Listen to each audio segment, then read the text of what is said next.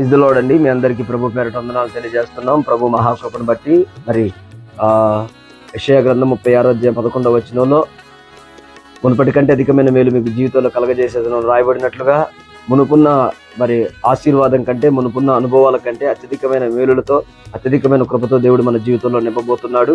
గమనించాలి, ఈ విషయంలో దేవుడు అత్యధికమైన మేలులు చేయబోతున్నాడు. రూతు జీవితంలో మోయాబులో ఉన్నప్పుడు మరి మూడుబారిన జీవితంగా మనం చూడొచ్చు. వివాహమైన భర్త కోల్పోయినట్లుగా, కుటుంబాన్ని కోల్పోయినట్లుగా మనం చూడొచ్చు. ఒక అత్తతో మరి బెత్లెహేము దేశానికి వచ్చినప్పుడు పునర్వైభవాన్ని పొందుకున్నట్లుగా, ఆ పునర్వైభవం రావడానికి రూతు యొక్క సత్ప్రవర్తన, మంచి ప్రవర్తనను బట్టి దేవుడు రెండంతల అంటే ఒక మంచి మేలును రూతు జీవితంలో చేసి ఆమె మూడుబారిన జీవితాన్ని చిగురింపజేశాడు. యోబు గారు అందరికీ తెలిసిన చరిత్ర.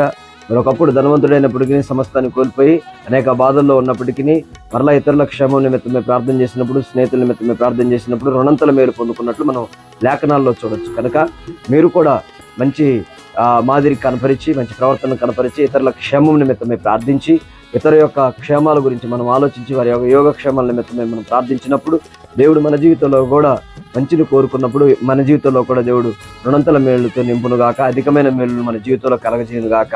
మునుపటి కంటే అధికమైన మేలులు మీరు చూడబోతున్నారు. దేవుడు మనలందరినీ దీవించి ఆశీర్వాద బాటలో నడిపించును గాక. ఆమేన్.